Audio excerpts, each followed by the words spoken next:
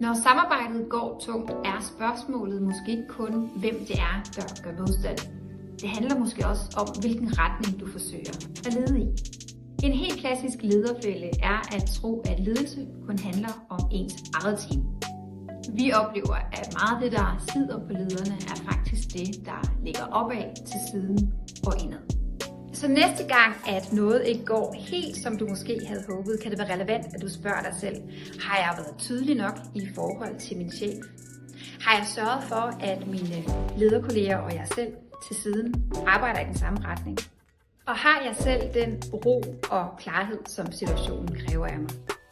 På 360 graders ledelse, der arbejder vi med hele ledelsesrummet omkring dig. Opad mod din chef, til siden mod dine kolleger, nedad mod dit eget team og indad, så du lærer at stå stærkere i dig selv. Og hvordan de 4 kommunikationsstile arbejder sammen. Vi håber på at se dig på Attent Academy.